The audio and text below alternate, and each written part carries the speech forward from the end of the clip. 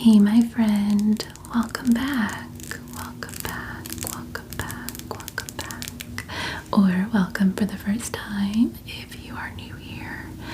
My name is Stephanie and I am really happy to see you today.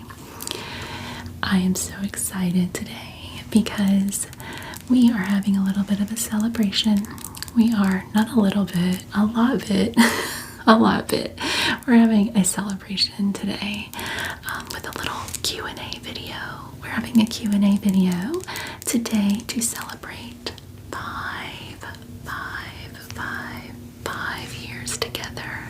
This is our 5-year anniversary of the channel. Originally, this video was supposed to be a 5-year anniversary celebration, but also a 10,000 subscriber celebration as well. But oh my gosh, my heart is full.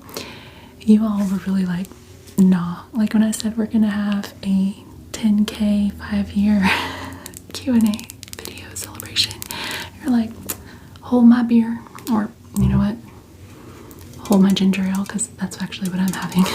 That's what we're having tonight. Hold my ginger ale. We can do more than 10. We could do more than 11. We're gonna do 12k. We're gonna do 12k. At the time I am recording this right now, we have 12,500 friends here on the channel right now. And I'm so grateful. I am so grateful. Thank you so much. It makes me so happy that you're here. And I wanted to give a little toast to you and to me, to us, a toast to us, you know, for 5 beautiful years and 12,500 right now. Beautiful souls that are here all together. So I'm not really a drinker. I'm not, and this is my little sweet treat. This is Canada Dry Fruit Splash Cherry Ginger Ale. Zero sugar, cherry ginger ale. I love this. This is my favorite. So, favorite like carbonated beverage. I mostly just drink water. And this is pretty much the only like carbonated thing I drink, other than if I need a caffeine boost. We go for the Strawberry Blast C4s. But I thought that this would be a nice little bubbly adventure to toast. And I even brought our very fancy plastic wine glass. Our very fancy plastic wine glass for us. I love a plastic wine glass. I do. I don't drink wine, so I used to a very long time ago. I would like to drink like muscadine wine and things. I'm sweet. When I did have alcohol, it always had to be something sweet. So we have our fancy plastic wine glass, our ginger ale, and because I knew I was not gonna open this with nails, we are just gonna open our ginger ale with a Scotty peeler because that's how we roll. So there we go. You know, we're not what are we doing? We're not trying to be fancy. We're living our lives. We are living our lives. There we go. So we are just gonna toast. We are gonna toast to ourselves. This stuff's so good. They make flavors. They have a couple other, I think they came out with a strawberry one recently, and I tried that. I did not love it the way I like this. I was like, y'all can keep it. Just give me the cherry. Cheers to you, my friend. Cheers. I am so grateful for you and all the time that we have spent together over these past 5 years. And whether you are new or you've been hanging out here with me for 5 years, the whole time, I'm so happy. I'm so happy that you're here. I really am. All of your beautiful comments mean so much to me. I love to interact with you all in the comments and over on Instagram.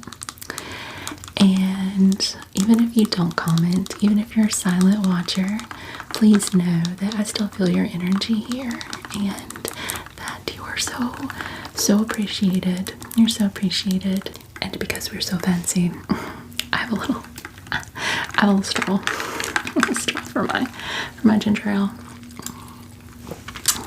So cheers to you, my friend. Cheers to you. Cheers to us. Cheers to us.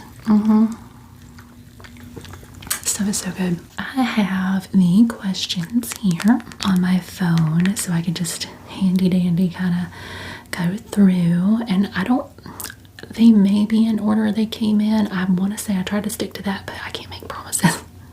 They may not be in the order that they came, all of them, but I was just trying to keep track the best that I could, and I have a few little triggery things around while we chat. So first of all, I just want to say thank you. I just want to say thank you so much to everyone who sent me a question. We have so many amazing questions here. So I'm just happy to sit and hang out with you. I'm so happy that we get to sit and hang out and just chit chat. Our first question is from Monica. Monica says, "Congrats, Stephanie." Thank you, Monica. I really appreciate you. You're so sweet. What is your favorite season and why? It can be a holiday season or weather season, your choice. That is a great question. If you hang out with me, then you know I love to celebrate pretty much all the seasons. All the holidays, all the things. My son and I decorate for everything around here. But when I read your question, I was like, the first thing that popped in my head was definitely like the seasons, like the weather seasons. And I was torn immediately. For the longest time, I feel like my answer has always been fall. I love fall so much. I really do.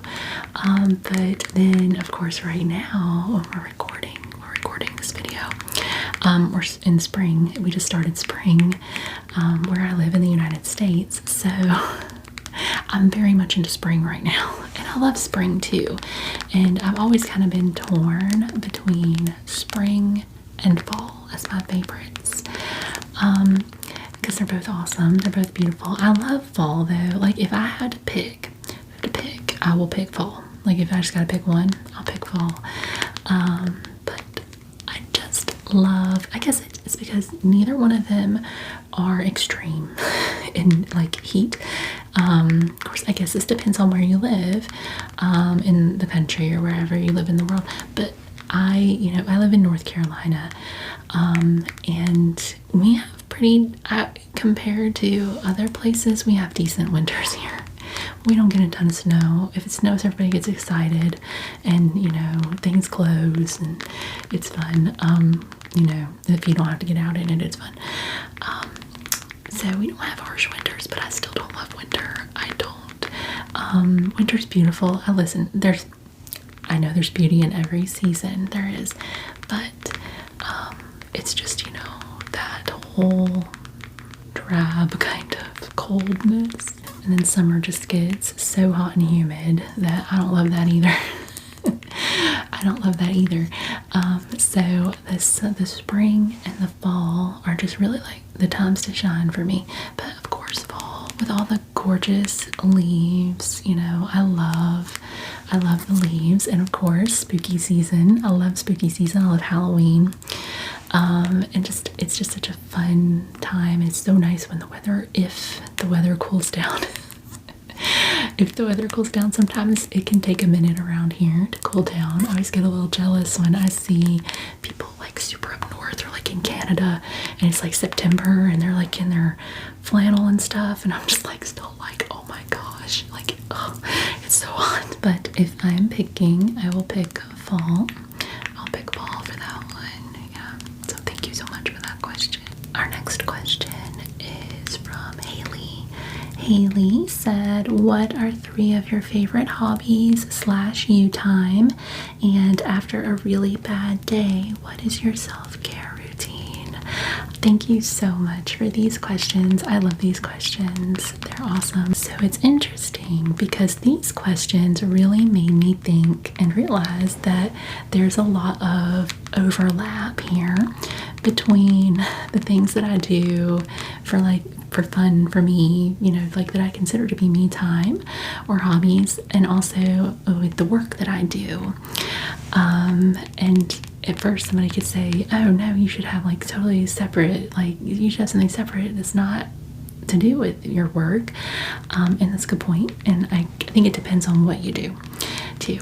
But then I thought about it and I was like, wow, that makes me happy, because for the past past lifetime, but past couple of years, I'd say, especially, I've really been working to just build a life that I really love. And that doesn't mean I didn't love my life prior to, but just, when people say, like, if you do what you love, then you'll never work a day in your life. I do a variety of things. I do. I have my clairvoyant Capricorn Etsy shop, where I provide direct transmissions, but I know that terminology, maybe not everyone's aware of that terminology, but I give psychic readings is the term for that. But I give like psychic and mediumship readings for clients, and I really I love the work that I do there.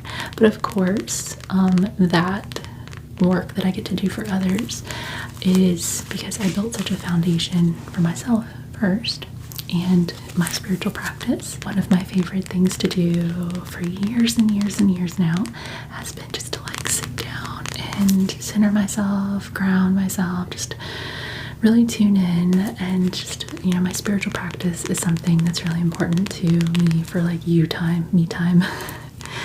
And I pulled this because this is one of my like everyday decks. So my everyday decks, this is the Energy Oracle, and the box over there, make sure I said it correctly. The Energy Oracle by Sandra and Taylor. This is the Energy Oracle. It's like, to me, I feel like this is like an OG deck. And I have a million decks. I have so many decks. And this is so funny too, because actually I decided to transition my shop, and the readings that I do for clients into like direct channeled messages, which is where like I just tap straight in, and just go straight in. And channel the messages directly for my clients, and not use decks or tools. Just no tools readings now in my shop. However, that does not mean that I don't love tools. I love tools, and this is what one would call a tool. So many different like decks or tools, and runes and pendulums, and there's so many different things that you can use. But I've always loved decks. I think they're such great tools to really connect. Anyone can do it. It can really help you open up to your own spiritual gifts, and if whatever higher power that you connect with as well, whatever higher guidance. It's a big part of my life. It's a big part of my personal life, and it integrates into the work that I do for others. So I love to just like sit down and center myself, and just kind of, sometimes I just like to play with different decks. I like to discover new decks, and that's a fun thing I like to do. I just realized I've been tapping on these cards and really show them to you, but this is kind of the deal here. They have a nice variety of different energies and things. They have like chakra, archangel cards, and then they have just different ones toward personal healing and happiness. And I mean, they're not all roses. I mean, there's the attachment card, and we have just different energies, and I just think it has a great variety. So anyway.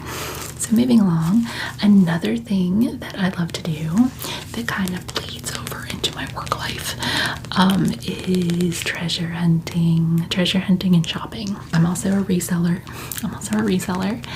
And I've had a reselling business since my son was a toddler. That's how I got into it, like really as a business, selling on eBay. And I've done it off and on. And then the past couple of years, I've kind of pulled back more from it, and I was focused more on my spiritually based business. But I've always had a love for thrifting, and I love going to estate sales. I love it. Even if I wasn't, because primarily I will go to those places to source, to sell things. But I would love it anyway. I love it anyway. I was a kid. I used to love garage sales, yard sales, garage sales. But another thing I love to do is treasure hunting and shopping. And I say that like treasure hunting / shopping, because it depends the vibe. And sometimes shopping, and when I say shopping, I do not mean like in that like consumerism, spending to spend material stuff, that, not like that specifically, but like retail therapy, my friends. Some days, depends like on my vibe. It depends on the vibe. Maybe I just want to go walk around Target or TJ Maxx, but for whatever reason, like if I know it might be a slow time at Target, let's just go walk around Target. Let's go look at things. Let's go touch things. We don't have to buy anything, although I probably will. I probably will. But like, just go see what there is to see. Go see what whimsical thing can I buy today? What can I, not that I'm looking to buy something, like what might find me today that will add something special to my life? Like maybe I'll find a cute mug that makes me happy, or a little felt bird, like what is there to see? What is there to see? It's just nice. Like one time I just, when it was changing seasons last fall, I just really want to go walk around Target and smell the candles. Like that's just what I wanted to do. I just love to shop and look at things. Doesn't mean buy. That does not mean buy. That's not what that means. I don't know, there's something therapeutic about it. There is sometimes, but I have to be in the mood. But I love just shifting back here to the thrifting, to the estate sales. It's so fun. It truly is treasure hunting. I love it. Estate sales are so interesting to me. You're literally walking into someone's home, into their life, and it's so cool, the things you can find and the stories that exist behind the things and the history that can exist in some of those sales. I just love it. I love it. And I'm not just going in there like a money hungry reseller like that. I just love when I find things that just resonate with me too, or that sometimes and that's kind of where I bring in my intuitive side. Like I can pick up on the energy of an item, or like the story of an item, the history of an item, or like that, I know that I can find that piece of whatever it is, a home. Like I can find it a new home and I can keep it, because I hate to tell you, like a lot of things end up in the dump. They end up in junkyards. I just love to go find things in different like sales. I've found so many cool things over the years and sold them on eBay and Poshmark. I primarily like eBay, but that's my faves. I know the question was like hobbies, but like it really is a hobby to me, like as well as something I do for work. It's like thrifting and finding treasures. I also just love to walk around. Maybe I'm not there to source, but like little consignment-y, or like places with like all the booths, like the different vendors and things, because there's always so many neat things there. They may not be priced for me as a reseller, but it's just fun. It's just fun to go walk around places like that and just like pick up little doodads and cute things and vintage stuff. I love vintage stuff. I love antiques and vintage stuff. So that is one for sure. I also like to like cook and bake. I'm not I am not like some like expert cook blogger type person. That's not me. I I'm not, but I like to experiment because I cook a lot at home. I cook pretty much everything I eat because I have so many food allergies. It's insane. It's absurd. Like, it really is. And I developed all these as an adult too. So, you know, it's been an adjustment over the years. But it's cool because it gives me, like, it helps me be more creative. It helps me be more creative in the kitchen. So I will, like, just be like, oh, I really want to try this, or I really want to try that. And so I like to do that. And I find cooking and baking to be very meditative. Meditation is not always something you do with your eyes closed on a cushion. Sometimes it's just literally anything you're doing that you're in creative flow with. And for whatever reason, cooking is like that for me. As far as like other things that I like to do for me time, I definitely make time to just kind of listen to either, I have two different categories that I listen to on YouTube. It's either ASMR, of course, or just like spiritually based channels, like whether it's like collective tarot or collective energy based readings, like about collective energies and different things like that, spiritual community things, astrological things like that. Like, I spend a lot of time listening to those types of videos. I consume a lot of that content, and I find it to be very grounding and centering, which I love. Another way I like to ground myself and just have a little time is to like take a walking class on the Peloton. And the other question was, after a really bad day, what is your self-care routine? Oh my goodness, I'm so glad you asked. I tell you what, if I am just like really, like, I've had a bad day and just, like, I know I've got to just do like an energy cleanse. And so spiritual bath. Like, I take a bath. I highly recommend it if you have a bathtub available. I love it, but you can even kind of like do this without a bathtub. You won't be soaking, but you can kind of like makeshift it. Yeah. But so what I like to do is I have a garden tub in my bathroom, which I love. And so I love to draw a bath and pour in a ton of salt, a ton of Epsom salt. I use Dr. Teal's. I've used Ancient Minerals. There was big flakes of salt, like big flakes. But it was good. But Dr. Teal's or whatever store brand is fine. You don't have to go crazy. But I'm always going to Dr. Teal's. I'll get it from Costco. It's a little cheaper that way. But yeah, so like I go all out with it though. Like, we get out of the bath with the salt, and then I have crystals that I will Reiki charge the crystals, and then I will also Reiki charge the bath. Like, I'm a Reiki master, so like I make it part of my practice with doing things like that too. Definitely, like it just sends a nice boost. It's a nice boost. So I will Reiki charge the crystals. I'll Reiki charge the bath. The crystals that are safe in the water go in the water in the bath. And then if you ever want to use crystals in the bath, just make sure that they're safe for water, because not all crystals like water. So the ones that don't, you can just stick them in a little bowl next to the bath. They're cool. They'll sit and chill with you.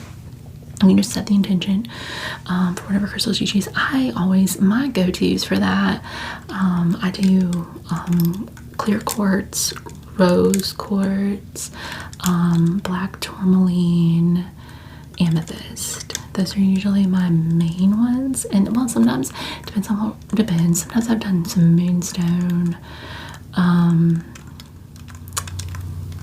It depends. But those are my main ones. So we do that, but we're not done. We're not done, friend. Next, I will pull out the aromatherapy diffuser. I just take some essential oils and put a few drops in. My go-to usually that I like to do when I just take a bath like that, I put a few drops of eucalyptus oil. What else do we put in there? Lavender, of course. Lavender is very calming.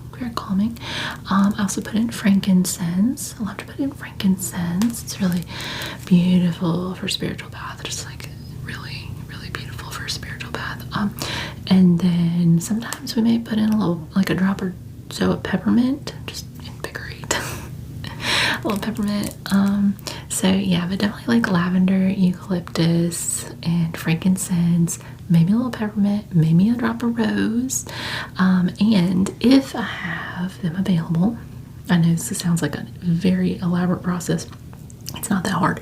It's really gonna take me much time. But if I do have some on hand, or if I know I want to do a bath, I may just grab some flowers, some roses. I will take some rose petals, and sprinkle them in the bath. It's so good for you to do that.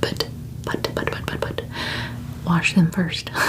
Make sure you wash the petals first, or just throw them in there, because you want to make sure you get like all the stuff, pesticides and everything else off of those. So make sure you wash the rose petals before you put them in the bath, please. And then, so like this really good, there's so many great properties to it, to doing that. Rose is really, it can be good for your skin and just all kinds of things. It's a beautiful way, just like soak in your divine feminine energy. But yeah, so we got the salt, we got the rose petals, we got the crystals, we got the reiki, we got the aromatherapy diffuser. And then you're gonna take your phone, and I like to put on like some chakra cleanse music. There are so many different channels available that have different frequencies and things you can listen to, like sound baths on YouTube. A really good channel that I tend to go to is Meditative Mind. They've been around for a really long time, but that's certainly not the only one. There's so many good ones. It's just like kind of like a OG one.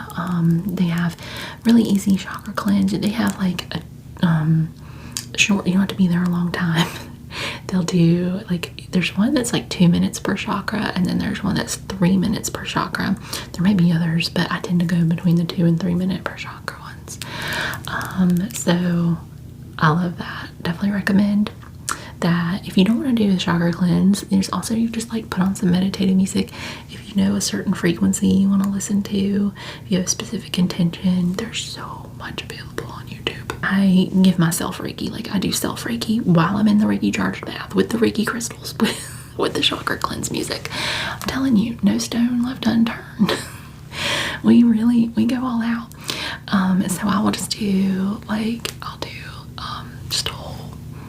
just do a self Reiki healing as well while I'm in the bath. But you don't have to be a Reiki healer to and there are Reiki healing videos like whoa available on YouTube as well. And Reiki is a very intelligent energy, does not know time, space, distance, and it's very intelligent and will go where it needs to go. Even if that person recorded that video 8 years ago, that energy can assist you now. So that's another option if you wanted to look at that. But that's what I do. I take a spiritual bath. I do, and I will tell you, I'm a brand new woman. I am, after I come out of one of those. Ooh, amazing. So amazing. I really, yes, it takes a little effort, but I promise it's not as hard as it sounds, as elaborate as it sounds. It's really not so bad. It's so worth it, because I just feel better. And I don't mean just like that, like right after. I mean for, a couple days. It's a beautiful way to center yourself, and I do it. I love it. It's my favorite, so highly recommend. Our next question is from Shine ASMR. Shine ASMR. I love Shine ASMR. If you haven't checked out her channel, please do. I'm gonna try, anytime I mention a channel, I'm gonna try to link them below, so you can go check out everybody's channels, because I love Shine so much. She has just such cool content from her long forms to her shorts. I love anything she does, anything, and she's such a sweet human being. So I just can't recommend her channel enough. Thank you so much for sending me a question. Shine says, what is your favorite smell and what does it remind you of? So this was hard. This was hard for me. I had to think because I have so many favorite smells. I love a variety of things. But picked up my little hand cream off of my desk here because I think that I'm going to go with fresh floral type smells. Fresh floral type smells like this rose water. This little rose water hand cream. Rose water hand cream over here on my desk. So I love fresh floral type smells. Anything that smells like springy, summery florals. It's because the spring, that time of year, is just, it's like the underlying feeling is like one of relief. Like finally the earth is waking up and the trees are blooming and the flowers are blooming and there's a warm breeze, and there's just something about, specifically when I think about that scent, like standing outside in a warm breeze and just feeling the warm breeze and the smell, the scent of like fresh like flowers, like just not a specific one necessarily, although one I thought of for sure was honeysuckle. And it reminded me of like when I was little. I used to love to spend a lot of time outside playing. We had a lot of woods around my house. Even though I lived in a very suburban area, like in a neighborhood with tons of houses. Somehow we lucked out and got a more of a wooded lot. And not only that, we had a creek. That went back behind around our house. Where I lived at the end of a cul-de-sac, so it was really cool. It was very wooded. And we had the creek that went behind the house. And I spent so much time outside in nature when I was little. And one of my favorite things, I just love to be out there and I could just smell all the nature, like the flowers and the grass and all that. I think it reminds me of that too, like that innocent time, you know, when you're a child and you're just playing outside. I would go down by the creek in the woods and there was all this wild honeysuckle. Like there was all this honeysuckle there, and I used to love the smell of the honeysuckle bushes. And I would go I would pinch off the honeysuckle flowers and like get a little drink of nectar. Just like pinch off the bottom and you pull it out. You pull out like the stem. That's not the stem. Is it the pistil? I don't know. I'm not a botanist or whatever. But you take it out and you'll see like the little bead of nectar. And you can just like drink it off of the honeysuckle. And that was always so much fun. That was so fun to me when I was little. But just like smelling those flowers and trees, I think that's why, you know, it's just such a simple, refreshing feeling of like just the earth being alive. I think is why I like it so much. Thank you, my dear. I really appreciate you. Our next question is from Angel on My Shoulder. Kim, thank you. She actually asked a couple of questions. She said, what's your pet peeves and favorite recipes to share? And congrats, my friend. Thank you, my friend. I appreciate you. And I brought something very specific for Kim's question. This is the trigger board that Kim made for me. If you are not aware of Kim's channel, Angel on My Shoulder, which I'm positive you are, I'm positive if you are here, then you already know about Kim. And so many of you have found this channel because of Kim's kindness. She has been such a supportive friend and she has shared my videos, and I love that she has brought so many friends here from her channel, that so many of you came from Kim. Kim. So I really appreciate you. I appreciate Kim. And so I brought this because I wanted to show it in a video, because I opened it up in the care package that she sent, and something happened. I don't know. Like we don't know. Some of the little embellishments came off, but they weren't in the box. They weren't in the box either. And I turned that thing over, like looked everywhere. And I'm like, did they check it at like the customs check or something? Did it get opened and they took everything out and just some stuff fell out? It didn't look like it had been though. I have no idea. It's a mystery. It's a mystery. But as Kim said, that's okay. It gives you a chance to add a few things. You really had. So I sat down. I got my glue gun. I got some things out, some little flat back things, and I sat down. And I'll have you know, this little rainbow, Kim, I don't know, it's frisky is what it is, sassy little rainbow. I glued this thing.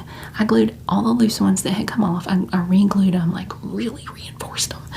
And then I found a few new things, but like this thing came off. It came, well, I'm gonna get it again, don't worry. But yeah, so I added a few little things in the little openings. I found some little rainbow unicorns and some little rainbow stars. Look, glittery rainbow stars and rainbows. Yeah, but Kim did such an amazing job on the sticker board, so I just had to bring it in because she was so sweet to ask questions. Pet peeves. Okay, so yes. Yes, where should I start? Let me start with the very basic ones. I will start with my very basic pet peeves, which I don't think would be surprising for you to know that they have to do with traffic. They have to do with driving. I feel like that's probably most people's like top pet peeve, like probably. But one that just kind of grinds my gears a little bit, like I never say that and I just said it. Like when you're in traffic and you got like a couple straight lanes and then there's like this turn lane and the straight lanes are stopped, but you know the turn lane, you know, that's not as stopped, like there's not as many cars in that lane and it can be flowing, and then the person here in this straight lane has like a million feet they could pull up and they don't. What is this? Like, I know people don't pull up sometimes, you know, and keep a healthy distance, but legitimately when you are in that place in traffic where like you are prohibiting everybody else who might want to get in the turn lane from entering it just because you will not pull up, no, stop it. Like, I get so frustrated about that. I'm like, why did you pull up? If you would pull up 3 feet, like 5 people could go. But no. So that is pet peeve. That's pet peeve. And turn signals. Like people, like when people don't use turn signals. Now I try with both of these things because listen, we can all do these things and not mean to. Maybe we're having a bad day. Maybe we need a spiritual bath. We just had a bad day and we're not thinking, we're zoned out, or we're just focused on something else. And I try to give people grace because Lord knows I can do the same. I could do the same thing. It's not like I couldn't do it too. I do try to be mindful not to though. However, I like to understand people may not be thinking about that turn signal. People may not realize, oh, this could really help a sister out if I would put on my blinker. Y'all call my blinker too. We say blinker sometimes here in the South. I don't know if that's a Southern thing, but blinker, turn signal, that's what it is. You turn on your blinker, let somebody know. And I could pull out in traffic, but I didn't know that you were going to turn, and I waited because I didn't want to get hit, and I could have just gone because I didn't know that you were going to do that, my friend. If I had known you were turning, I could have gone, and now I'm here still at the stop sign forever. So yes, turn signals in general, like that's annoying. People don't use them when they could be helpful. But peeve I have is, it has to do with women's clothing. actually, it's starting to be any clothing, I've noticed, but definitely women's clothing. I get so frustrated because I am a person who does not like very short sleeves. I don't like very short sleeves at all. I like my sleeves to be like at least to here, preferably elbow, almost elbow, like a little above my elbow. I hate cap sleeves. I cannot stand cap sleeves. We lost a rainbow. I don't know what, I need some of that is it the E6000? Is that the glue I need? Whatever, the E something. We are going to make these things stick. We're going to give them to stick. I don't care what we got to do. So anyway, back to where we were. The clothing situation. I don't like short sleeves, and I feel like they make shirts like that all the time, and so much so with the really cute graphic tees. So much with the really cute graphic tees. There's so many shirts that I pick up with hope, like especially if I'm out shopping and they have them all folded up on the table in the store, and I don't even have to pick it all the way up. I just flip it over and I just look to see what the arm situation is, how long is that little bit of fabric underneath, like where the armpit seam is, and if it's like this, no, it's gotta be like it's gotta be like that. I just can't, like, I don't know, like I don't subscribe to the short sleeves. I don't understand why so many shirts have such short sleeves. Why can't they just have like a regular length? But also with that, I don't like cropped length shirts, and it's either I pick up the shirt if the sleeve's long enough, is cropped, like they'll have like the oversized, like the dropped sleeve, it'll be so thing, and you pick it up, it's like, where's the rest of the shirt? I don't do the cropped length. I like a longer length. I do. I got a long torso. I like a longer length, and I like my arms just to have a sleeve, and it seems to be challenging. And then I have a new pet peeve, and I promise this is my last one. But this one, not as many people may be able to relate to. I don't know. I think it's like a smaller group of people that may have this. So I mentioned earlier, I have a lot of food allergies. I'm allergic to eggs. I'm anaphylactic to eggs. Eggs is like a big deal for me. Well, these are all big deals. They're all big deals. So I avoid eggs and tree nuts and shellfish and celery and mushrooms. And I recently discovered that I have not specifically like an allergy. I don't think it would be classified as, it's more of an intolerance. But I have a tomato intolerance now. So as you can imagine, or maybe you also know, if you or a loved one have food allergies, it's challenging, right? It's very challenging. I am so glad that, we have labels available to us to tell us the ingredients, not only the ingredients, but possible like cross-contamination warnings, facility warnings and things like that. However, when you buy things online, like I do a lot of shopping online for food. I get a lot of Instacart. It's worth it to me, the amount of time and energy that it saves me from going to the store a lot of times, especially places like Costco.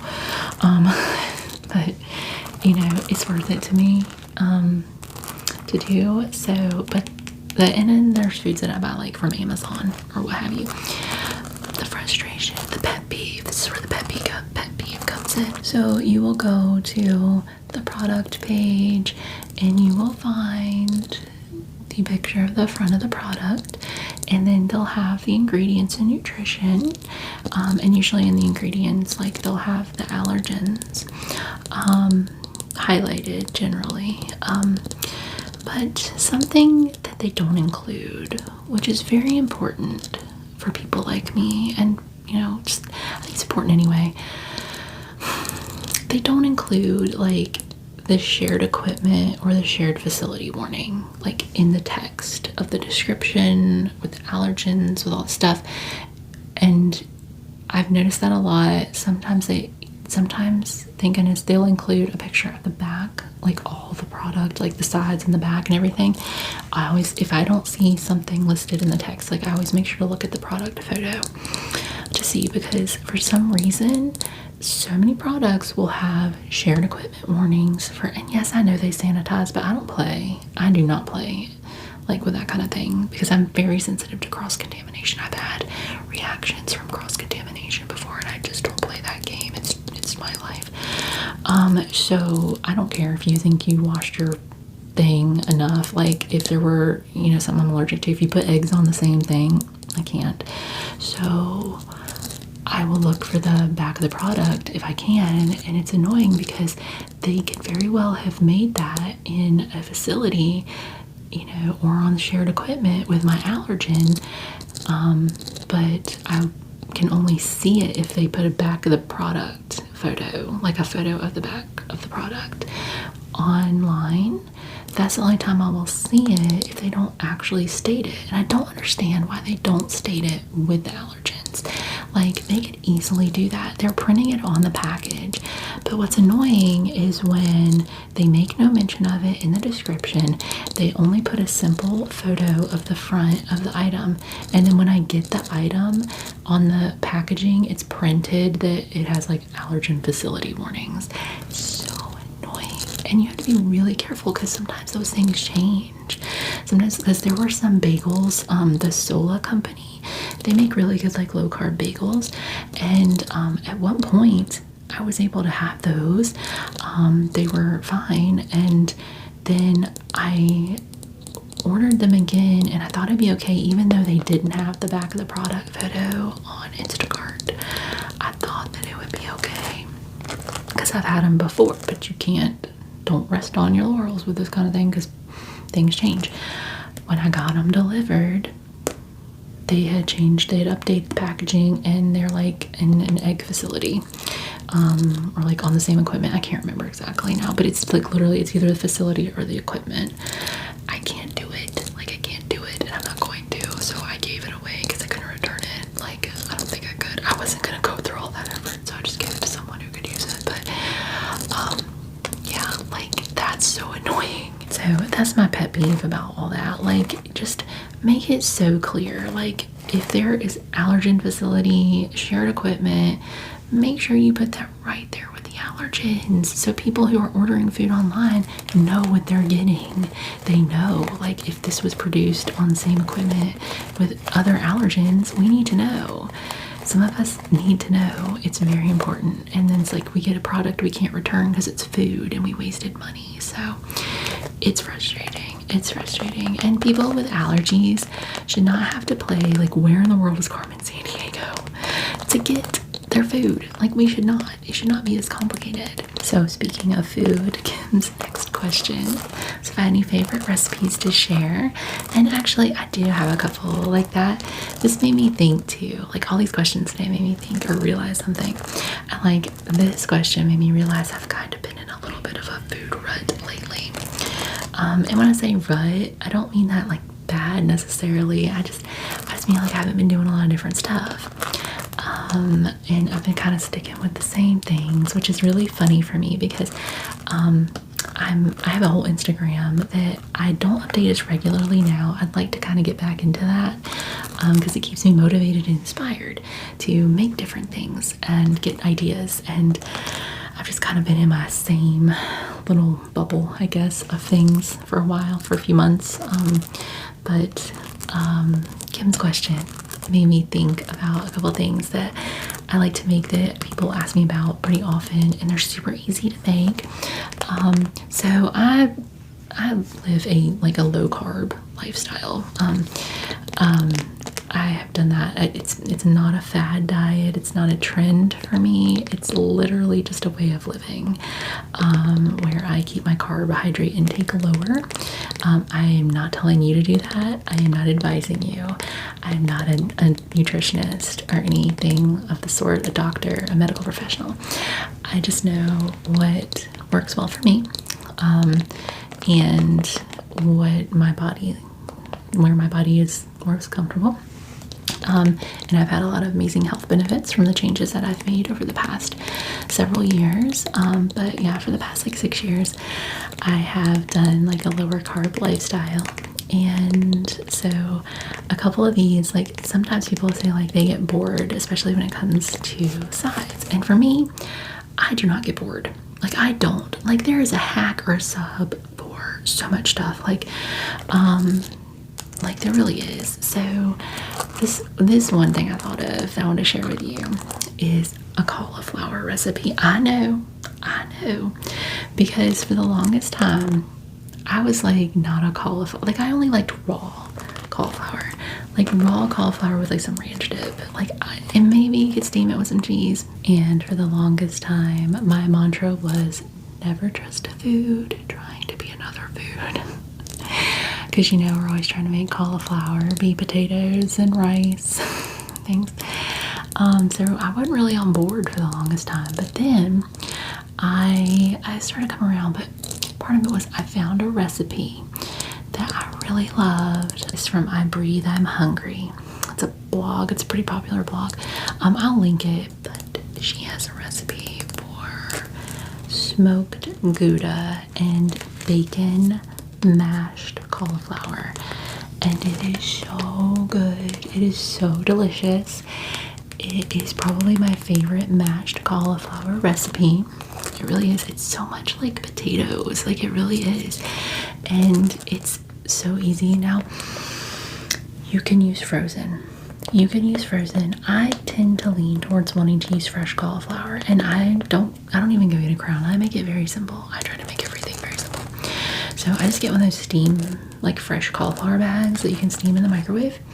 I steam the cauliflower in the microwave and then just throw it in the food processor with like butter and a little heavy cream, salt, pepper, garlic, shred some fresh smoked Gouda, and then bacon crumbles. You can crumble your own bacon. I don't. I get bacon crumbles from Costco because they're really good, and there's like the fresh kind of bacon crumbles, and none of that imitation weird crunchy mess. No. I mean like, you know, like the nice like fresh like bacon crumbles. I get the ones from Costco because they're good and it's a better value that way. But like Hormel makes some good ones too. But who knows? Probably I'm sure there's store brands that are good, but it's a good value at Costco. So you just throw the cauliflower, smoked Gouda, bacon, salt, pepper, garlic, heavy cream, butter. Did I say that? Throw it all in the food processor, blend it up. So good. It's so good. It's very creamy and very smooth. It just tastes really good. And you could add more seasonings. I think I named off everything that's in there. But I'll put a link down in the description if you're interested in it. And then another recipe that I get asked about pretty often, actually, from anybody who's seen like my posts, and I haven't made these in a while, but it's one I always come back to, and I call them zapples. Zapples, Z-A-P-P-L-E-S. Zapples. They're zucchini apples. So it's like cinnamon apples, like that kind of deal, but with zucchini. And it's so easy. And now I got this recipe years ago on the internet, and I remember one time I tried to like link the original blog and it didn't exist anymore. So I don't know who is responsible for this. I've made it for years and I love it. It's very easy. It's just like you literally just take some zucchini. I peel the zucchini, like slice them, scoop the seeds out, and then cut them up like little wedges, little bits, little pieces. Not tiny, but like if you were eating apples. Do that, saute that in some butter, and then you add in lemon juice, vanilla, cinnamon, and then I use a brown sugar substitute. You could put in brown sugar if you want, but for me, I do. I like to use Lakanto Golden, but there's so many different types of brown sugar substitutes. You could use like Swerve, or I don't know. There's a lot. Besties. I don't know. There's so many. That's beautiful. I love that there's so many options now. Or any kind of sweetener you want, but the golden or like the brown sugar substitute, and you just like bring it all together. If you want the sauce to be a little thicker, you can sprinkle in a smidge telling you, if you're not used to xanthan gum, you don't need a lot. You just put a little bit of xanthan gum in for anything, because it goes a long way. So it's a nice thickener. But just a smidge. If you want it to be a little thicker, I am telling you what, it's so good. It does not taste like zucchini. I think the lemon juice is what helps create that, apple-like experience. It's not apples, but it's not zucchini. It's nice. So, yeah. So, foods trying to be other foods has been my recommendation now. So yeah, like zucchini apples. I saved the recipe in my recipe box, so I'll put that down in the description, and I'll link the smoked Gouda and bacon one, because those are two of my go-to side dishes that I really like to make. Thank you so much, Kim, and thank you so much for my trigger board. I'm gonna take a little drink because your girl's been rambling. We've been rambling a little bit, haven't we? So our next question comes from Miss Alyssa Jordan. Yay. Thank you, Alyssa. Alyssa is so amazing. I love Alyssa's channel. If you are not subscribed to Alyssa, make sure you go check out her. Make sure you go check out her channel. She has so much cool content. She's such a sweetheart. We love Alyssa. She's a wonderful hostess. She just puts on so many different amazing collabs and just gets the community together, and I love it. So she was so sweet to send a question. She said, what's your favorite style of ASMR video to watch and to create? So I love personal attention type videos. I love to watch those. It's funny because I don't tend to do that a lot, do I? But maybe we will. I like to watch personal attention videos, for sure, like hair and makeup. It doesn't have to be me receiving it either. It can be I can watch someone else receiving personal attention, like watching haircuts and makeup application, that kind of stuff. But I also love just the kind of content that we create here, just someone sitting down with some triggers and talking, and listening to them talk about themselves, their day, different things, their ideas, their thoughts. I like to learn about people, and things show and tells and hauls and collections, what's in my bag, and just different things like that. I like to have a hangout experience with somebody, and while they do different ASMR triggers, not even necessarily on purpose, just absent-minded things, I guess. But I love just to watch those types. I don't really lean into just the specific trigger, where you just have no talking. I love whispers and soft spoken. I love both. I don't prefer one over the other. I like just anything chill.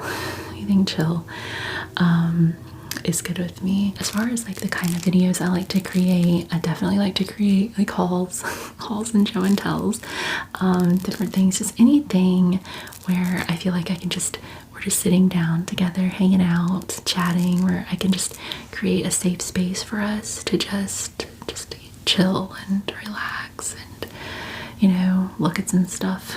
Because stuff is challenging. Days are hard, there's a lot of stressful stuff in the world, and sometimes maybe you just want to come hang out with your friend and look at what she got at Target. So I try to provide that space. I like to know that I can be a safe space and a friend for someone and make people feel less alone. Maybe you can have dinner together, that kind of thing. You can just pop on a video and look at some fun things. So that's what I do. But you know what? I have not done a lot of them, but I actually liked when I've done role plays. I've maybe 3 ever. I don't know. But I really enjoy them. They've been fun to do. So I might need to do some more of those, because I did like to create those. I really did. They were fun. But anything where I can just feel like I'm sitting down and hanging out with you is what I like to create. Thank you so much, Alyssa. I really appreciate you sending me that question. Our next question is from Sab over on Instagram. Sab is so sweet, always sending me positivity in my DMs. I so appreciate that. You're very sweet. What are your favorite ASMR triggers? Is Sab's question. And so this piggybacks off of Alyssa's, but I don't think I covered everything that I really, of course, I love personal attention. So, you know, anything like face touching, brushing, hand movements, just slow, gentle, but also just people sitting and talking and tapping. I love tapping. I love gentle tapping. I'm more of a slow slow tap kind of person. Then I don't as much with the aggressive, like fast stuff, but tapping, little clicky clack sounds, and also not just like finger, like the clicky clacks, but also like that kind of tapping, like the soft, like parts with your fingers. Our trained friend is back. Thank y'all for telling me in the comments how many of y'all were okay with the train. It makes me feel better. It does. The train loves the videos, loves to be in videos. But yeah, tapping, scratching, gentle handling of things. Just like, you know, anything, like, you know, just showing things, like pointing things out, like different, like very gently, that kind of thing. Just, you know, whispers and soft spoken equally, but I like, you know, it's kind of what we do here, like when I do like a soft spoken and then dip into a whisper like that, and then like come back up into a soft spoken. I like that a lot. I've always enjoyed that. So those are my favorite triggers for sure. Our next question is from Tam's ASMR. Tam, I love Tam's ASMR. If you are not subscribed to Tam, make sure you go do it because she is just amazing. I love Tam's ASMR. She was my Galentine this year. I gifted her because I was her Galentine. I was her Galentine. I sent her Galentine gift this year. It was so much fun to shop for her because Tam is so fun. I love Tam. I love Tam. So go check out her channel for sure. Her question is, what is your favorite memory of Levi? Oh my gosh. You know what you're doing to my mom heart, don't you? Yeah. You know what you're doing. My son Levi is 12 years old, so that means I have 12 years of memories.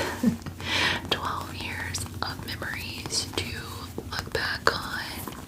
And it's kind of hard. So I think I would say that my favorite memories with Levi, it's not specific like one event or one day, but just a certain period of time. Was when he was like, you know, those like toddler, like the baby toddler type years, before preschool, like the, now, listen, toddler years are toddler years, okay? There's a lot going on in the toddler years. I don't want the typical toddler stuff. I'm talking about the sweet toddler stuff. Those sweet times, those really sweet times, when we would have the mornings together. I have been very fortunate that I've been able to stay home with Levi his whole life. And so when he was little, like, you know, before he went off to preschool, when it was just us time, because he didn't go to preschool until he was the year before he went to kindergarten. So I guess when he was 5, about 5 years old, 4 to 5. Yeah, so that means we had those years before then at home together. And I just really fondly look back at that time when I would get him up, I would get him out of his, you know, out of his room, and, you know, we would get ready for the day, and we'd go downstairs and make breakfast, and I'd turn on his kid shows, and like the kid shows, like that he used to like love to watch. We always had our plan, the lineup, but not just those. Like it was always kind of a pattern, like watching like the PBS Kids and the Nick Jr. and Disney Jr. shows with him. And then when we got into like some YouTube, he wanted to watch like all the opening toy unboxings, like those channels. Ryan's World. But I loved sitting and watching all that stuff with him, and like toy time. Like we would have like just that time in the mornings, like, and it was just such a fun time. And you know, breakfast and our shows, like, you know, Daniel Tiger and Bubble Guppies and Blaze, and I'm trying to remember like everything. But just like we would watch those shows, and he would play with toys and monster trucks, and like then he would come like sit with me and cuddle and curl up with me on the couch, and it was just so sweet. And I'm just so glad that we had those times, that we had that time together where we could just have those really slow, fun mornings together. Like, I always think back to those, and I love that I took pictures. That I would take pictures, even though in the moment I was like, this is not my best, but I will want to remember this one day. Like, you know, I'm talking like, you know, pajamas, hair a mess, no makeup, even though they were not my, you know, glamour shots, you know, moments. You know, I just wanted to be able to have this, and I'm glad I do. And like, I can look back at my Google photos and see those morning time pictures of us like cuddled on the couch together. Oh, and this is so sweet. Like, those are my favorite memories with him from when those years before school started, and just such innocent, sweet times. That's like really what I cherish so much. So that's such a sweet question, Tam. Thank you. Our next question is from Sonos Totos. I hope I'm pronouncing that correctly. I'm so sorry if I mispronounce anybody's names today. So your question is, hi, do you have any pets at home? I do have a pet. I have one pet. Her name is Binks. She is such a sweet cat. She is about to turn 10 years old. She's about to turn 10. She's such a she's an amazing cat. Like, she is such an amazing cat. She's so cool. She's so chill. She's like she's my best friend. She's my little biffers. She goes everywhere with me. She loves to hang out with us when we record. She's not in here right now. I went ahead and escorted her to her princess suite. She has a princess suite that she sleeps in at night. I went ahead and just let her go in there early because she's getting a little rowdy up in here, and sometimes when she sleeps, she's loud. So, but she is the coolest cat. She found us when she was about a year old. One day I came home. I had been out running errands, and I pulled in the driveway, and I heard a cat meowing in like the woods, like on the side of our house. And I was like, what in the world? Usually you would think the cat would like be scared, run off. Not this cat, not Binks. It was like love at first sight, like little heart eyes, just like both of us. She just came straight to me. She was like, oh, I'm home. Like, that was the vibe. She was like, oh, I'm home. I've been looking for you. Like, she just came straight out of those woods and right into my heart. Like, that's what she did. She acted like she owned the place, acted like she just lived there already. I was a little hesitant just because at the time I had a 3-year-old and I had an older cat already in our home. So I was kind of like not gonna just let the cat from the woods waltz right in. But I did take care of her a little bit. Like, you know, she didn't want to go. She was like hanging on the porch, and not hanging on the porch, wanted to come in the house. You know, I did all the things, tried to see if she had an owner, you know, all the things. I took her to the vet, and she didn't have a chip or anything. And so like nobody claimed her. So, you know, I took care of her on the porch for a little bit, for like a few days. It wasn't that long before I took her to the vet. And the vet was like, you know, she's yours if you want her. She doesn't have a chip. Do you think you want to take her in? I was like, yeah, I do. I was like, we'll figure out acclimating the other cat. So yeah, the rest is history. She's been living her best life for the past 9 years at home. Because we estimated she was about a year old when she found us. So she's the coolest little cat. She is so fun, and she's just like always with us. Levi, if she's not with me, she's with Levi. Like, she loves to hang out with both of us and be right next to us all the time and in the middle of things. And when I say in the middle, I mean in the middle. Like, we can't even play a game of Uno. The cat like literally inserts herself. Does not matter. So yes, that is a very long form answer of, do you have a pet? Yes, I do. I do. Thank you so much for that question. Okay, so our next question is from Luchessa. I brought something special for Luchessa's question because Luchessa and I both love pillows. We both love pillows.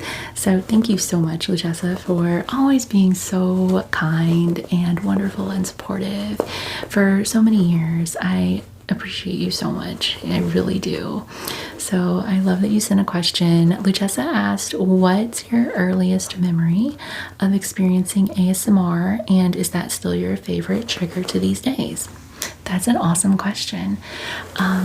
My earliest memory of ASMR was when I went to school, like when I was in elementary school, and the librarian at my school was like chef's kiss, top tier librarian. Like, couldn't have picked a better like personality, just the way she was, like her manner, like just, oh, it was perfect. But when she would read to us, that is when I remember first having like my first real ASMR experience. We would always gather in the library, like in kindergarten, well, all the years, but in kindergarten, and she would read to us, like she would read a book to us during our media center time as a class.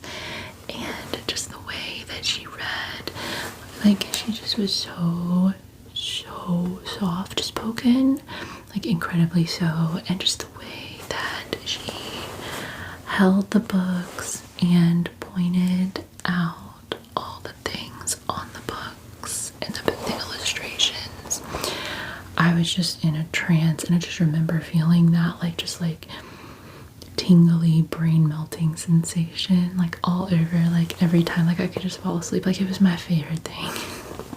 I loved library day, and we were gonna get a story. It was the best. And she just could read the story so gently and softly and just go through all of the illustrations. And if the book was damaged, like, that's not a good thing, but like when it was damaged, it was intensely like ASMR experience, because she just got so sad about the damage, and she would just be like, oh, boys and girls, and she would just like caress the book because she was sad for the book being damaged. But like, it was incredibly like ASMR inducing.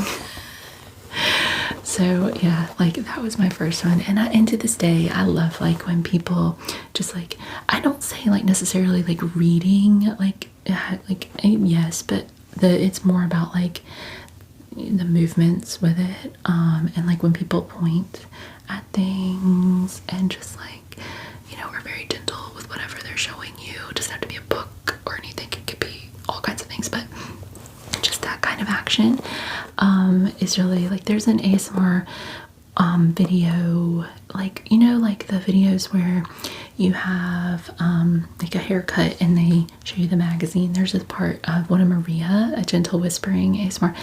She has a haircut video where she's, well, probably more than one, but one specific I've always loved, where she is just gently turning the pages, but it's not so much the page turning as her like pointing out the different like celebrities and the styles and talking about them.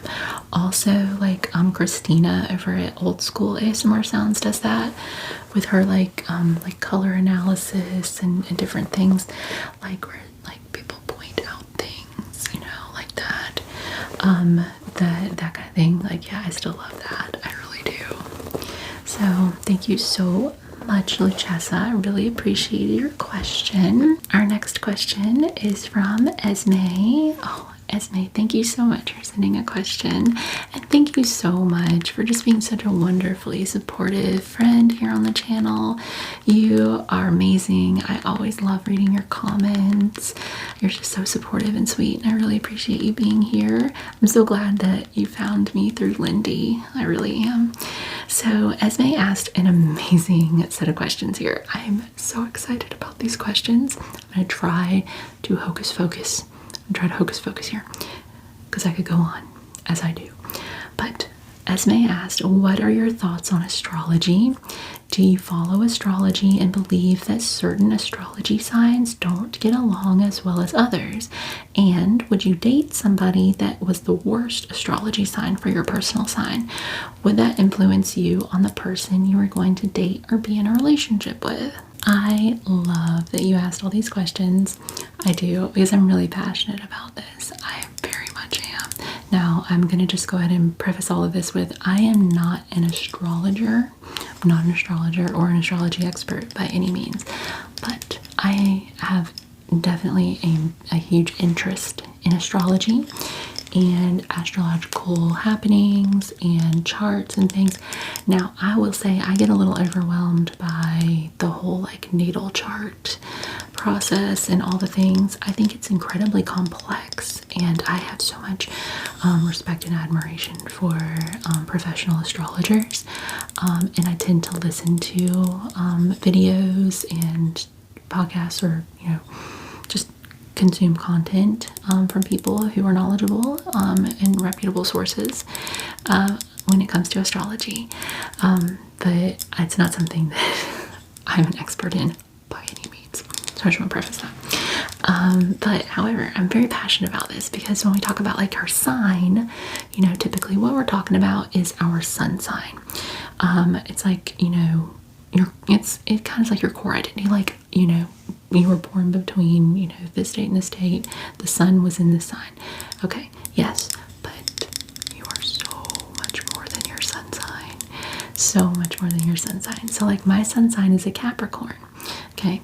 But we are a complex galaxy within ourselves. We really are. And your sun sign is only part of the story. Like if the sun sign is the light bulb, the rest of your chart is like the architecture. There's just so much more to you, to us, to individuals. I will also say that I do not believe that you are bound by your astrological placements or your chart. I don't. I think that you have free will. We all do. We all have, and we're all our own people. And your astrological chart does not dictate or decide your life. You do that, my friend. So, that said, I do subscribe to astrology. I do follow astrology. I believe in astrology. It's it's ancient and valid. I know some people think it's like woo-woo, like not, and we gotta take things with a grain of salt sometimes, depending on the sources. But as far as like relationships go and everything, I would never count someone out because of their sun sign. Now, do I believe, like you asked about, like, do certain signs not get along as well with one another? I do believe that, like, perhaps sun signs, being incompatible on paper, could definitely play a big part in that, for sure. However, it might be more likely, like, due to, like, the whole, like, the chart compatibility. Like, I'm really big on synastry, like the whole synastry between charts, like looking at how all the aspects interact together, like, and there's a whole thing like you can have done, but I always encourage people, just on an individual basis, not necessarily the relationship part, but like just for your own individual knowledge, to look into getting your astrological chart, your whole natal chart. It can be such a beautiful map of discovery. It really can. Now you're going to need to know your birth time and location for that. Because, you know, if somebody, for me, it's not just about the sun sign. Like, you could tell me you are in Aries. I'll be like, okay, I know that. But that doesn't tell me a lot. That doesn't tell me everything. I want to know more. I want to know everything. Like, and your big three, also big four, are like your heavy hitters. So when I say big three, I'm talking about your sun, your moon, your rising, and then the fourth, your Venus. There's more than that, but like your big ones: sun, moon, rising, Venus. And honestly, your rising sign, that's kind of like, no, I'm not an astrologer, but like your houses are determined based on that, I believe. So when you look at houses and things like that in astrology, it's based on your rising. And you may also find that you might, you know, resonate more with, if you get readings or you read horoscopes or what have you, like you may, or just looking at certain traits about yourself, you might resonate more with your rising sign in some ways. Your moon sign is more about your internal landscape, your emotional landscape, like things like that. And so, like, it's all one big picture, and your sun sign's just one piece of that puzzle. So, you know, if, you know, somebody, like, it was like, for looking at dating someone, I would say, I want to know all the things. Like, I want to know all their placements. I want to know all their signs. And even then, let's say, for example, you met somebody and you had like a synastry chart run where you compared both of your charts and everything, and it was like, no. I think there's also like is it a composite chart or something where it shows you more about like maybe the destiny path of the relationship. Again, not an astrologer. I just hear things. I try to listen to people who know more than me about a lot of things, about anything. I never want to be the smartest person in the room. But I try to educate myself with things as I can and listen to people who do have knowledge and expertise. But I believe that you can look at those charts like in those ways. But yeah, I would want to know. And even if it said this is a no, this is a nope, I'd still want to try it on for size and just see. That's the free will human. That's the free will human part. Because you can. So yeah, I just cannot stress enough. Like, we are more than just our sun signs. We are more than just our sun signs.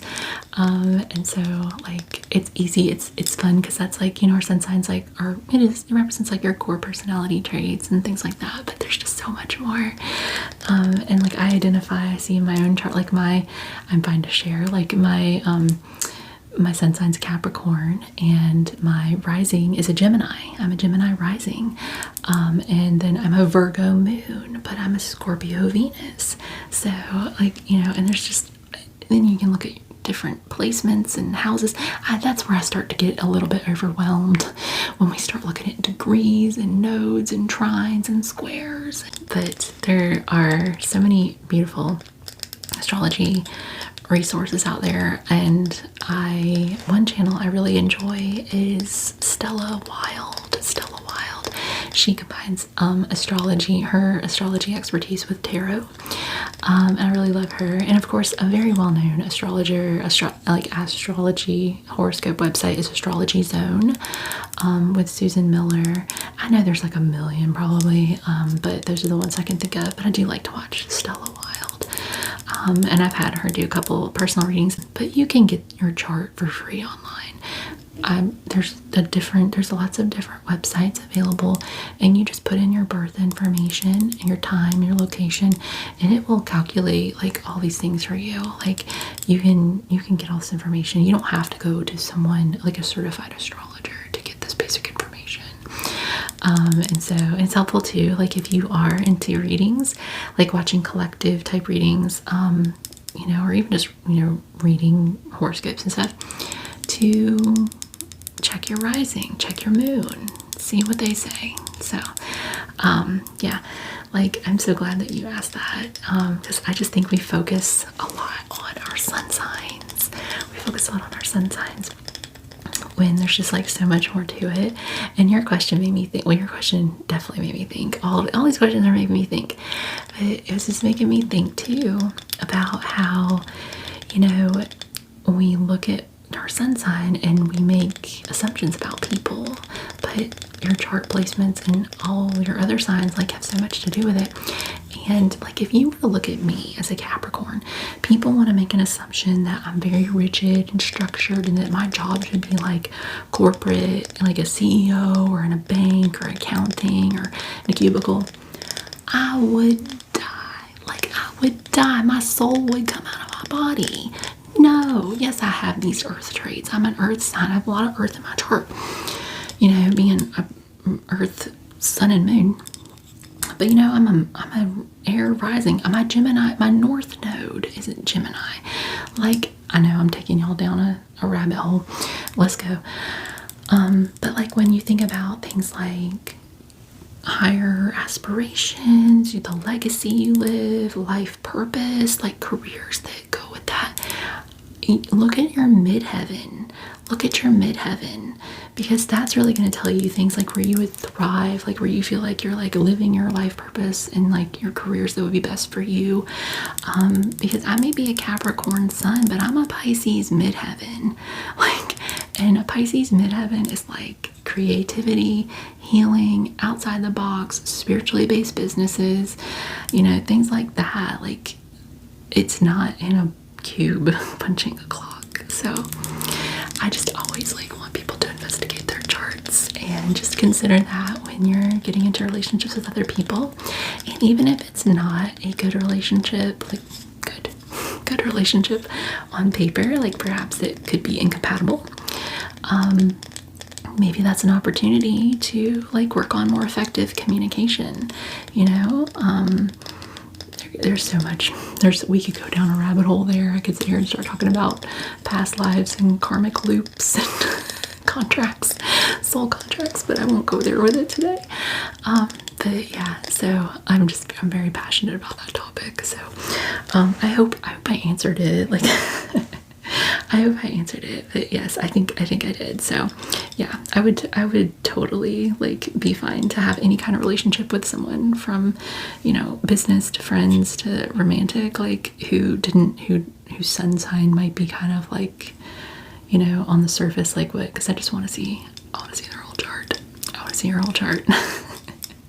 That would be my first date question. So what's your rising sign? Can I see your chart? That would be where I would go. So thank you so much, Esme. I really, really appreciate that question. That was fun. And also, I realized the irony, the fact that I have a business named after my sun sign. After I just said all that, my business is Clairvoyant Capricorn. And it's like, I'm so much, but you know what? It is me. It's a part of, it is me. I'm a Capricorn. And I'm not just clairvoyant either. I'm clairvoyant, but I'm so much more than that. But, you know, it's a cute name and we like alliteration. Our next question is from Slavic Accent ASMR. I love Slavic Accent ASMR. She has the best content. I love her videos. She has such a relaxing voice.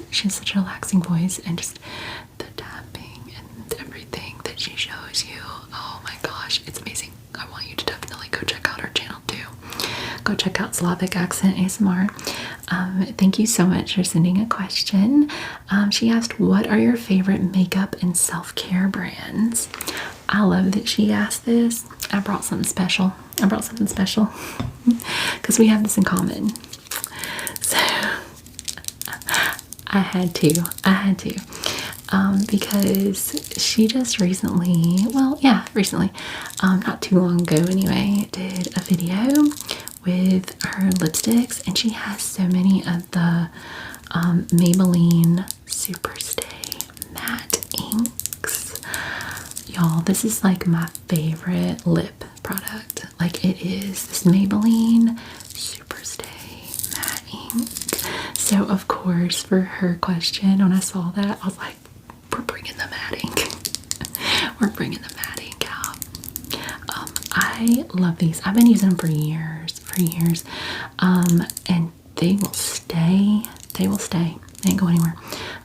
They will really last. So this is definitely my favorite like lip brand. And this one, I brought this one because I got this, I was inspired to get this after watching her video.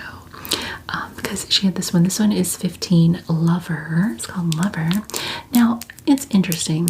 I ordered this from Amazon. And it's a different consistency than I'm used to with matte inks. And I don't know if it's because of the color. Does the pigment have anything to do with that? Or did I just get a weird one? Because look, it's like a little bit, I don't know if you can tell because I don't have the close-up detail on, but it's a little, like, you can see that, right? Can you? Like, it's a little goopy. It's a little goopier than the normal consistency, but I still really love this color. I love this color so much. So thank you for inspiring me to get this. I really love this color, and I have several of these. I would say, like, to me, I feel like higher end, like stuff that I get, I like Clinique. I know it's not like luxury, like hundreds and hundreds and hundreds of dollars, thousands of dollars, but to me, I consider that high end. Clinique. I like Clinique and I like Clarins. Now, I think Clarins does not get enough, like, notoriety or whatever. They don't get talked about enough, I don't think. But I love Clarins products. I'm a pretty loyal product type person. Like, if I find something I like, I will use it for the longest time. I use a lot of Aveeno products. So, like, I always use Aveeno Positively Radiant, like, makeup remover wipes, and I use the Aveeno Positively Radiant facial moisturizer, and I really like that a lot. And like, that's what I use, like, as a primer, like, for makeup. I don't use a specific primer. I just use the facial moisturizer. I have really sensitive skin, so I have to be kind of careful with certain products because I'll break out, like, but I've never broken out with Aveeno. And then, like, I have my go-to brands, like my foundation. Like, I love It Cosmetics, the CC cream. It's a little pricier, but I find it to be quite worth it. And before that, I was very much a Revlon girl, like the 24-hour like foundation. That's a good one too. It's a good one. I love that one too, the long wear. But I'm just like such a It Cosmetics foundation girl now. Like, I love it. I find it to be worth it. But then, like, otherwise, like, I love, like, you know, Maybelline, L'Oreal, like those kinds of products. I'm trying to think. I love one product, like, I will never not have as long as I wear eye makeup, is the Urban Decay primer potion. I love that Urban Decay primer potion. It's amazing. I will always have that. And for the longest time, I've really been all about the Urban Decay Perversion mascara, but I'm gonna try a couple different ones because, like, when I was shopping at Ulta online, I saw they had some really good deals on different things, so I'm gonna try like a couple of different brands and see how I feel about those. But I've always been really happy with the Perversion. I've used it for years. And one of my favorite blush type items to get is the Maybelline Cheek Heat. Maybelline Cheek Heat. It is a gel cream blush. And I love it so much. It's not discontinued, but I will say it's not as easy to find. You can still get it on Amazon. But, like, I don't think I've been able to find it, like, at Ulta anymore, and I'm not sure if they have it at Target. I don't know. Anyway, I just ordered some from Amazon the past couple of times. But yeah, like, just simple products like that. Like, my whole thing now, like, my problem, I'm using the word problem loosely because is it a problem? No, aging is beautiful. Okay, I'm not against aging, but, like, an area that I like to work on a little bit is my eye area. I mean, I'm 42. I know that. But, you know, my eyes. So I've been investing in that region of my face lately for the past, like, couple years or so. And so that's probably where I invest the heaviest. I like the double serum from Clarins for eyes, and I've used that for a really long time. And went for a little bit without using it, and I noticed a difference. And I prefer it over there's another one, the red one's like Total Eye Lift or something. I like it better. I like the double serum from Clarins better.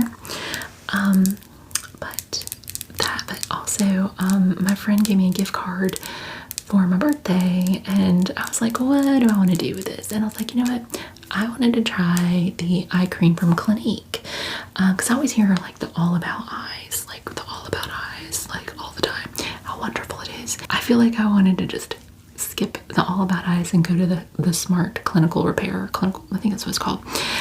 So I used my gift card to try the Clinique eye cream, the smart clinical repair, and I really like it. I like it a lot.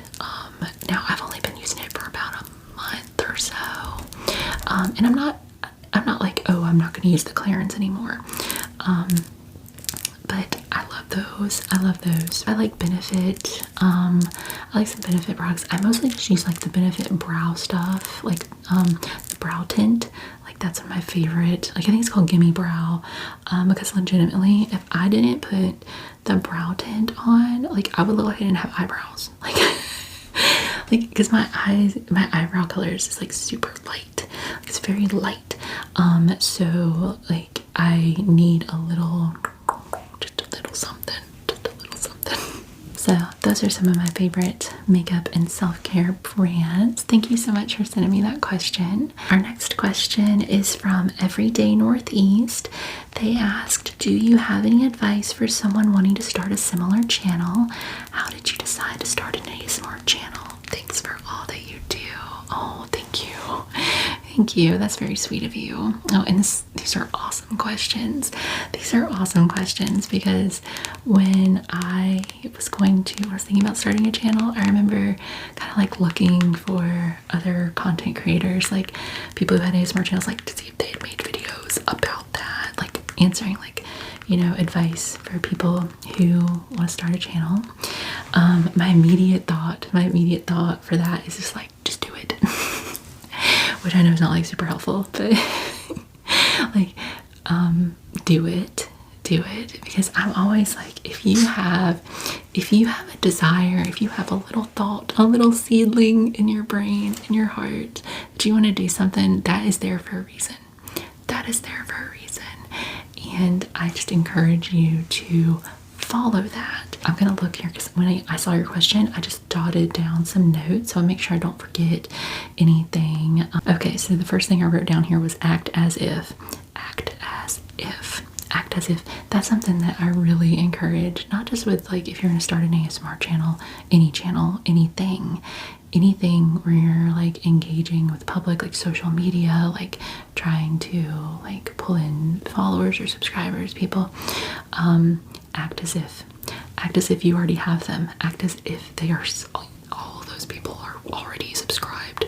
Like just create content like it's your reality, like like you already have those however many subscribers, like already listening and watching and everything, and just live in the reality of it's already happening. And I see that with like anything, like just create the content, create the videos, like just put it out there like you already have that audience, even though it's hard sometimes when you feel like you're just talking in an empty room and nobody's like listening, or you don't have anybody there. They will come.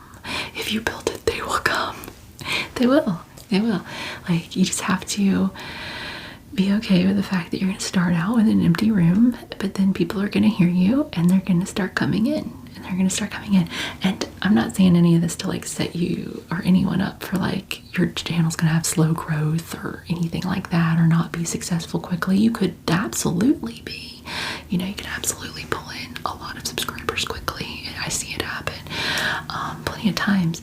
But something I definitely want to encourage, this is something I've observed, like being like on YouTube, being in the ASMR community for 5 years now. Something I've observed is sometimes like when we get started on something, it's very exciting. Yes, it is exciting when we start these new projects and creative endeavors. And I'm not like trying to say that I think that you would do this or anything. It's just something I'm throwing out as an observation. that excitement sometimes leads to like wanting to create lots of content quickly and to put out, you know, videos like a lot, like more than might be sustainable in the long term. So I encourage people to really look at sustainability for their life, not get caught up in what the algorithm is going to do. The algorithm is not living our lives, okay? So not worry about that. Not get so caught up in subscriber counts. That's something that I see sometimes in new channels, like they really want to get to that 1,000 subscribers. Of course we do, of course. Well, everyone wants to make that, you know, they want to get to that, those markers, those thresholds. But don't make it about the subscriber counts for your own peace of mind, for your own peace of mind, but also for your audience, because I think it's just, it can become off-putting or like a race to something. And it's like, I feel like in the ASMR community especially, we want like our audience to feel like we're there to give something to them, to like be there for them as a source of comfort, and not just like subscribe, let's get to 500 subscribers, I'll do this if you get to 750 subscribers. Like, and I'm not saying that you would or that most channels do it, I've just seen it happen. And I think that sometimes the focus can become too much on subscribers. And just, you know, we just want to always remember our why for doing things, whether we, you know, the numbers are climb, or the numbers are slower in growth. Like, just remember your why. Why are you doing it? Why is it lighting you up? Why did you want to make the channel? And just let that fuel you. Like, let your passion fuel you, and let the numbers be a bonus. Of course, pay attention to the numbers. And if your channel, grows quickly, hopefully, like, let's not let that overwhelm, you know, into like, oh, I have to keep up with this now, like this amount of content, or I'll lose subscribers, you know, and go into overwhelm and burn out, because we don't want that. But in the same turn, like, if you don't experience rapid growth, if things take longer, that doesn't mean you're doing anything wrong, or that nobody likes you, or nobody likes your channel, even if other channels may grow more quickly. You know, it just, you know, there's a lot out there on YouTube and things, and sometimes it takes a little bit longer for channels to grow, and that's okay too. And you know what, like, I mean, look at me. Look at me. I've been here for 5 years. And only in the past year have we really on the channel seen like a lot of like growth, like fast growth. The first 4 years of the channel, very, very, very steadily, like slowly, like growing, like only in this between year 4 and 5, you know. And I'm not saying I'm typical, I'm not, but I always remember my why. I never once thought about quitting or stopping recording or making videos, because I truly enjoy making videos, and I just want everybody to always remember why they're doing it. And if it brings you joy, and the joy you bring others, because even if one person sees your video and it brings them joy, then you are doing everything there. Like, that's what you wanted to do. Of course, we want people to watch our videos. That's why we're here. We want to reach as many people as we can, because we want to help people. We do. And like, I just remember, like, there's another YouTube channel I love, the Gym Goddess, and she talks about frequently, like, her channel, it took 5 years for her channel to really take off, but she kept coming, she kept going, she kept watering the seed, she kept doing it. She has this really cool comparison about bamboo plants and how they like grow underground. You don't even see all the growth until they shoot up. But yeah, it took her 5 years before she even really saw growth, and now I think she's got over 800,000 subscribers. So like, you know, just consistency, and that's like another point. And it's not something that I'm actually great with here on this channel. I think I was more in the beginning, but consistency is really important. If you can find like a rhythm to posting videos, whatever's sustainable for you, that you think you could carry out long term, I would say like aim for like once a week, you know. If you could do more, do more. But you know, I wouldn't just come out of the, you know, right off the bat doing daily uploads. I wouldn't. I would definitely encourage just consistency with like maybe like a weekly upload schedule, because that's going to build trust in people and foundations. Maybe if you wanted to do 2 uploads a week, if you had that amount of time, but I would say consistency is really important. And also I think another cool thing that I would encourage anyone starting a channel, like experiment with shorts, because those are like fun tasters, and I think that they're a good way to drive people. I think they can be a good way to drive people to your channel. I don't do a lot of shorts, and shorts weren't like the way shorts are now was not that way 5 years ago. So I took a while to even make shorts, and then I didn't even, like, I'm only just now starting to make some shorts more. But I would encourage new creators to really like take advantage of incorporating shorts into their process, into their content creation, and putting that in with their long forms as well. I know I could go, I'm just going on, I am going on and on. So yeah, another thing I wrote down here was engagement. I really think it's important to, you know, engage with your audience, but also if you feel called, and if you have time, of course, if you feel called to, like, it's really helpful to engage with other channels, because the ASMR community is so supportive. It's such a supportive place, and I don't mean that just for like channel growth purposes. I just mean that for like feeling a part of a community and stuff. And yes, people will, you know, maybe see your channel, or your friends may share your channel, but that's not really what I think. Just being an engaged part of the community is really nice, and it makes people feel like, oh, they're like a nice, warm, friendly person, and you know, I want to get to know them too. Like, you know, it's like you showing up in the community as a familiar face is really good, I think, because you know, that's what we want. We want to be like a safe space for people.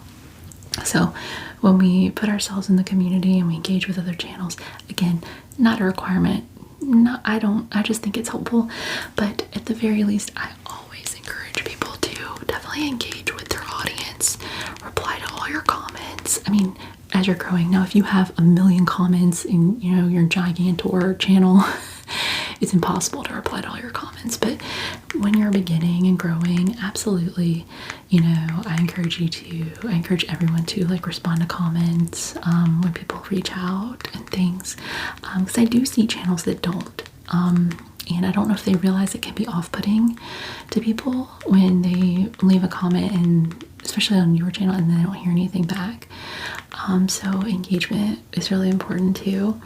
But just like with content creation, I really just stress like what lights you up. It can be easy to look around and see everything that everybody else is doing and be like, oh, they did that, or they did that better, or I could, you know, or, you know, I'm not like that, or this has been done so much. And it's like, just don't let that impact you. Like, even if there's 1,000 makeup brush videos out there, they're not you.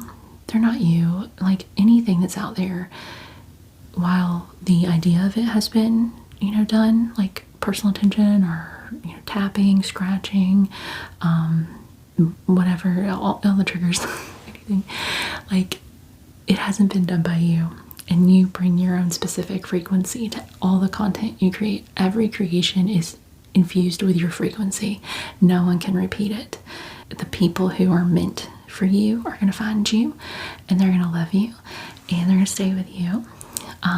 And so, but I always want to make sure like people are creating content they want to enjoy, not because they think it's going to get clicks or go viral, or it's what people want. What do you want? What do you want to put out in the world? So I just always encourage people like to create the content that lights them up, and what feels like a yes. Because if it doesn't feel like a yes, then it's a no. If it's not a yes, it's not a hell yes, it's a no. Like, don't. But just follow your sparks. And oh, don't be afraid to shift.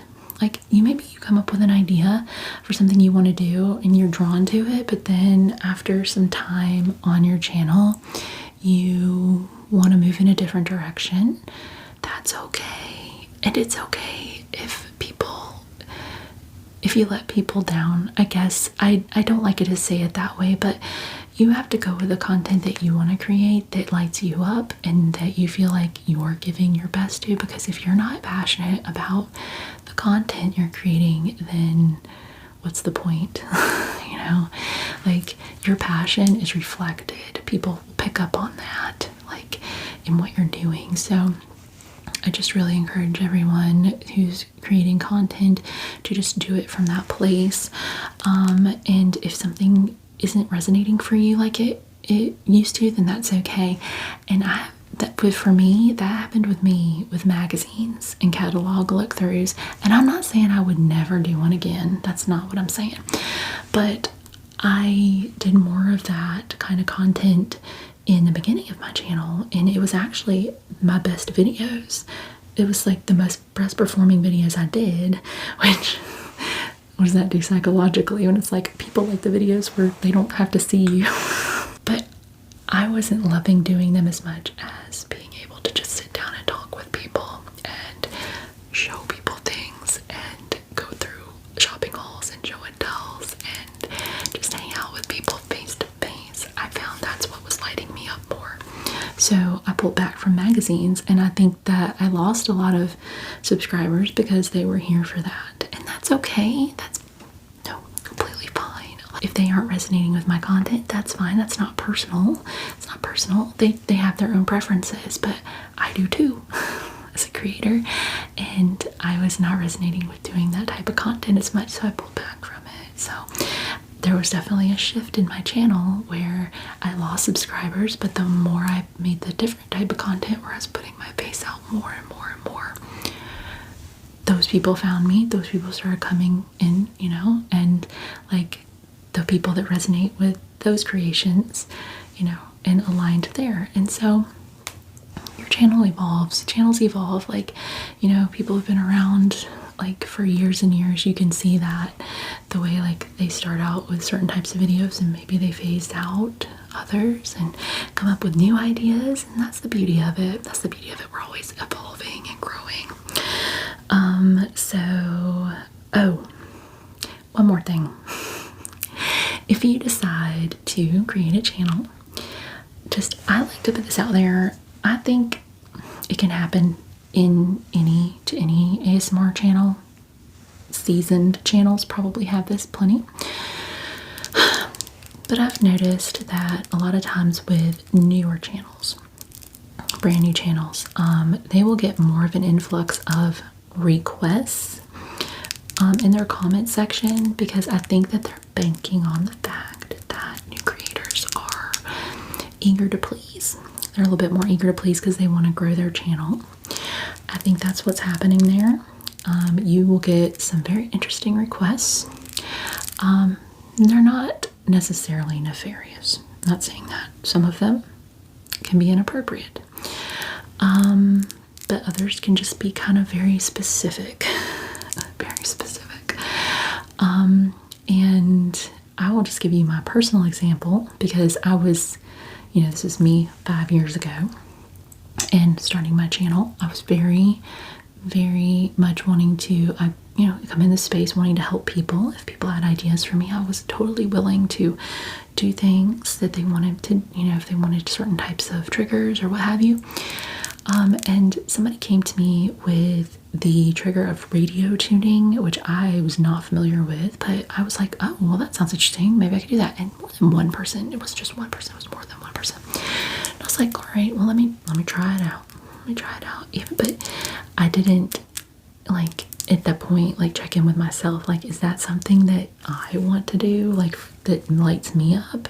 And I was coming from a place of I want to make other people happy and do something helpful, and there's nothing wrong with that. But now I would not do something like that. But not only was I creating content that I didn't resonate with, that I didn't like that much, I started attracting so many people who wanted that all the time, and I got myself into a hole with that. I had those radio tuner people. They're a hard bunch to shake, let me tell you. But you'll get all kinds of different requests and like specific ones too. Just watch for that because they're just trying to get something for free, like for different reasons. So just be careful with that. Stick to your guns. Stick to your guns. You can be nice and stick to your guns about stuff like that. Just act as if, remember your why, consistency, engagement. Just go do it. Have fun. And if you do, let me know so I can go subscribe to your channel, okay? Yes. Okay. Okay, thank you so much for that question. Okay, my friends, we have arrived at our last question. And this question is from Stephanie. Thank you so much, Stephanie, for sending this question. She asked, would you consider doing more Reiki healing videos? I'm really glad that you asked. I'm so glad you asked. Because I really have not done very many, or at all, really. I have done like some Reiki. I've sent some Reiki healing like during a chat before, but I haven't done any like Reiki specific videos. And I decided to bring my chakra wand for this question. I would love to do more Reiki healing videos. My question for y'all is, do you want Reiki healing videos? Do you? I would love to do Reiki healing videos. I am a certified Reiki master. I've been a Reiki practitioner since 2022, and then in 2023 I did my training for Reiki master and got that certification.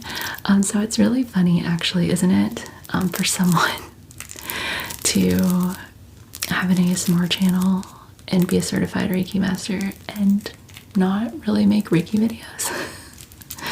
I know. It's been on my mind to do. It really has. I've thought about doing it for a while, and I haven't really done much yet, but I would love to. I really enjoy sending Reiki healing. It's not something that I've done as a like paid service or anything. Like I don't you can't offer that service on Etsy. If they allowed it, I would probably offer distance Reiki healing sessions in my Etsy shop, but it's not. Even though you see it on Etsy, it's not technically allowed. So anytime I've done Reiki, it's literally just been like to help someone who wanted it at the time for free. I originally went and got my Reiki certification just for myself and for my son. Like I just wanted to open up all my healing channels and just go through that because I love Reiki. I think it's a beautiful healing modality. It is a beautiful healing modality. And I used to take my son when he was much younger. I used to take him to a kids and teens Reiki clinic. It was like a donation-based clinic that they would have in the community for kids and teens, and you could sign up and just donate however much you felt called.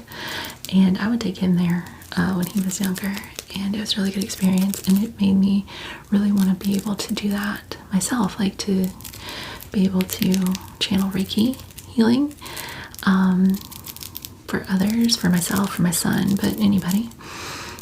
So I went through that process, but I've only ever done it like occasionally for friends and family.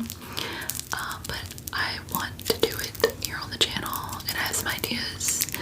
I was thinking about experimenting with like shorts maybe, or I also have ideas for like a long form. I wasn't sure how it would resonate with our current subscriber base, but to take my own advice, I'm gonna do what lights me up. I'm gonna do what lights me up and what I think would light others up and what could help others, and I want to help others in the ways that I know I can. And doing Reiki healing videos would be a wonderful way for me to do that. So yes, I will do more. If you have ideas for any types of Reiki healing you are interested in, just let me know. I have all kinds of different things. It can just be Reiki hand movements and healing. I can incorporate crystals. I also have like little goodies over here on my shelf, like wands, like feathers, and little aura sweepers. So we can have a nice relaxing healing session for sure. So thank you so much for that question. I'm really glad you asked. So glad. All right, my friend, that wraps up our Q&A hangout session. Our 12K 5-year celebration. I appreciate you so much. Thank you to all of you who sent in questions. I had so much fun answering them.